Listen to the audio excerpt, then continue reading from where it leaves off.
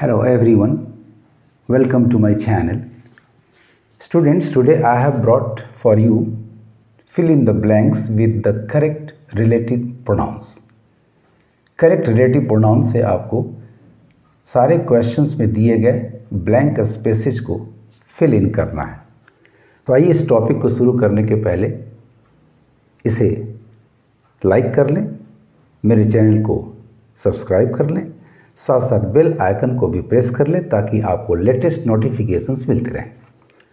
Students, आप मेरे video में अंत तक बने रहें ताकि आप अच्छी तरह से सीख सकें कि सही रिलेटिव प्रोनाउंस को ब्लैंक स्पेसेस में कैसे फिल इन करेंगे। आइए टॉपिक शुरू करते हैं। क्वेश्चन नंबर 1 आपका है, it is he blank space does not do his work well. Relative pronoun के पहले आने वाला व्यक्ति जैसा कि यहाँ ही है एंटीसीडेंट कहलाता है।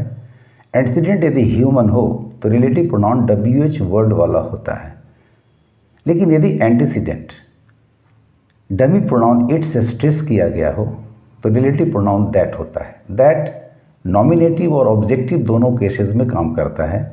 यहाँ ब्लैंक स्पेस रिलेटिव प्रोनाउन के प्लेस के बाद डच वर्ब है तो यहाँ नॉमिनेटिव केस चाहिए, अतः सही रिलेटिव प्रोनाउन यहाँ दैट होगा।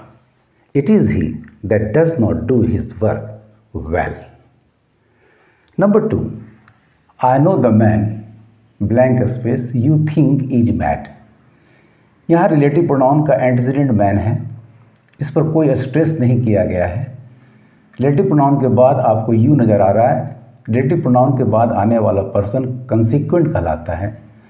कंसिक्वेंट की क्रिया हमेशा एंटीसीडेंट पर एक्ट करती है, बट थिंक यहाँ एंटीसीडेंट पर एक्ट नहीं कर रहा है।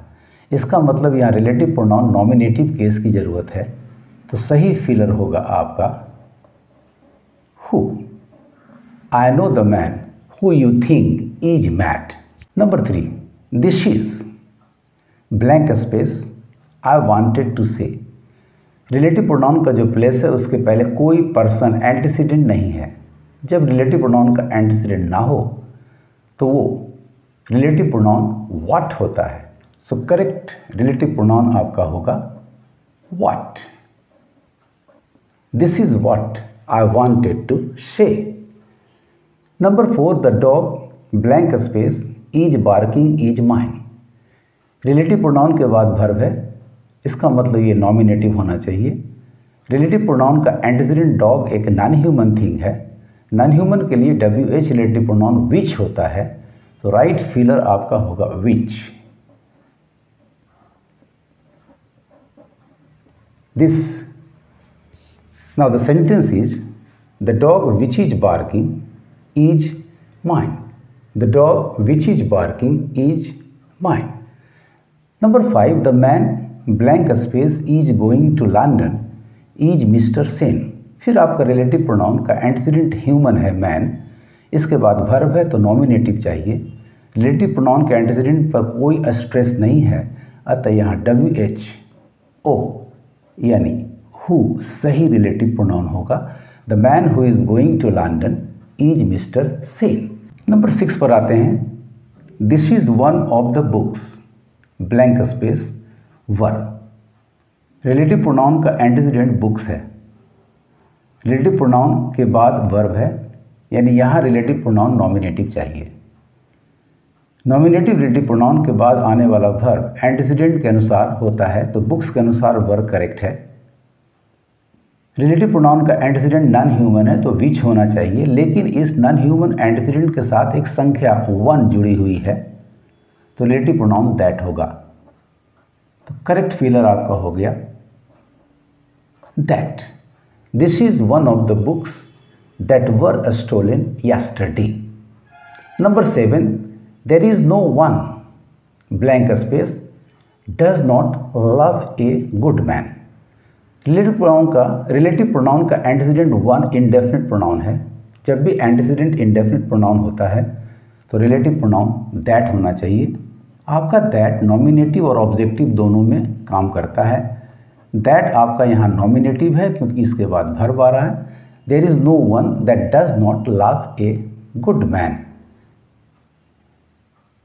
That does not love a good man. अब आते हैं नंबर 8 पे। There is no one blank space hates a bad man. Antecedent आपका वन इंडेफिनिट प्रोनाउन है।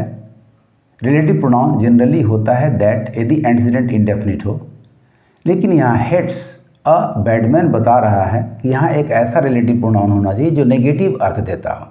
तो नेगेटिव अर्थ देने वाला रिलेटिव प्रोनाउन है बट। तो राइट फिलर आपका होगा बट। सेंटेंस हुआ there is no one but hates a bad man. कोई नहीं है जो बैडमैन यानी बुरे आदमी से नफरत नहीं करता है। यदि यहाँ दैट हम भरते हैं तो फिर यहाँ does not hate a badman होना चाहिए था। Hence the correct filler is the relative pronoun but. Number 9 such books blank space you read. यहाँ ब्लैंक स्पेस के पहले एंटीसीडेंट बुक्स है और यहाँ एक प्रकार का बोध हो रहा है, जिस तरह की किताबें, ये बात सच से स्पष्ट हो रही है। तो जब तुलना हो तो प्रकार के रूप में जिस तरह की उस तरह की, तो रिलेटिव प्रोनाउन हमेशा एज का प्रयोग करते हैं। सो राइट फिलर आपका एज होगा। Such books as you read are not worth reading. Number 10 handsome each. अब यहाँ वन अंडरस्टूड किया गया है। हैंडसम इज वन, हैंडसम वही है, हैंडसम डज जो हैंडसम अच्छा काम करता है। ऐसी स्थिति में जब इंडेफिनिट सेंस हो तो रिलेटिव प्रोनाउन दैट होगा। तो करेक्ट फिलर आपका दैट हो गया। Handsome is that, handsome does. Number 11 पर आते हैं। It is an ill wind blank space blows nobody good. आपका antecedent ill wind indefinite sense में जा रहा है, एन से स्पष्ट हो रहा है। तो फिर यहाँ करेक्ट रिलेटिव प्रोनाउन आपका दैट होगा। It is an ill wind that blows nobody good. Number 12 पर आते हैं। Only the man blank space bears the burden knows its weight. Relative pronoun man, relative pronoun का एंटीसीडेंट मैन ह्यूमन है, but इस पर एक stress किया गया ओनली से। याद रखें, जब भी एंटीसीडेंट पर स्ट्रेस हो तो रिलेटिव प्रोनाउन हमेशा दैट होना चाहिए। सो करेक्ट फिलर आपका दैट हुआ। Only the man that bears the burden knows its weight. अब आते हैं क्वेश्चन नंबर 13 पे। Such men blank space they are. फिर यहाँ एक टाइप प्रकार पर आ रहा है, सच से क्लियर है, तो फिर यहाँ रिलेटिव प्रोनाउन एज का प्रयोग करेंगे। जब भी प्रकार हो तो हमेशा रिलेटिव प्रोनाउन एज होता है। Such men as they are, जिस तरह के वे इंसान हैं, such men as they are rare. Number 14 these mangoes are not such. प्रकार है लेकिन एक रिलेशन शो कर रहा है, जिन्हें मैंने खरीदा था। जब भी प्रकार का बोध हो सच से, लेकिन क्लाउज से जब रिलेशन का बोध हो तो हमेशा रिलेटिव प्रोनाउन दैट होता है। सो इस तरह से स्टूडेंट्स सच के साथ एज आता है जब तुलना करते हैं, जैसे एज दे आर, और सच के साथ दैट रिलेटिव प्रोनाउन आता है जब हम रिलेशन शो करते हैं। So these mangoes are not such that I bought. ये आम वैसे नहीं है जिन्हें मैंने खरीदा था।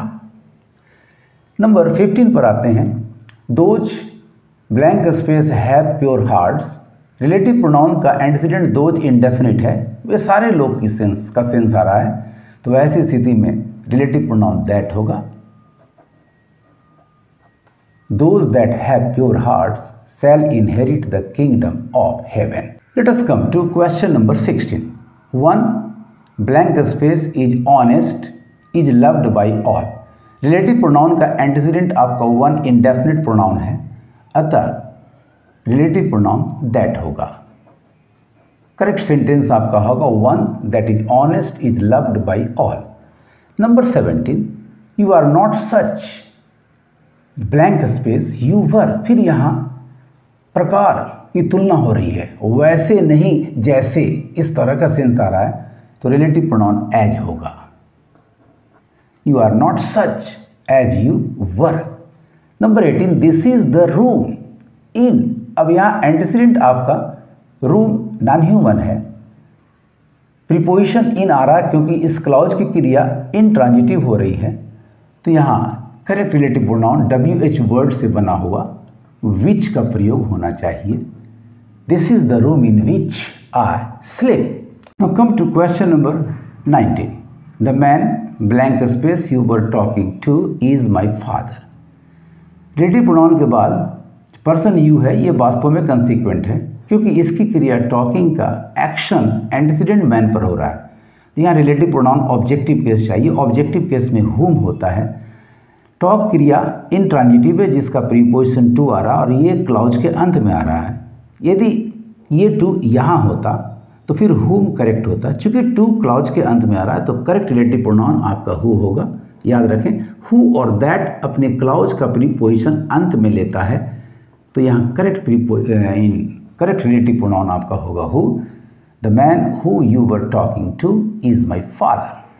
Number 20, blank space comes first. यहाँ नॉमिनेटिव चाहिए क्योंकि कम्स वर्ब है, रिलेटिव प्रोनाउन का कोई एंटीसीडेंट नहीं है।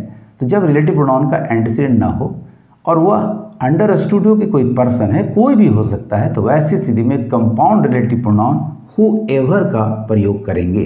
तो सही रिलेटिव प्रोनाउन होगा हु एवर।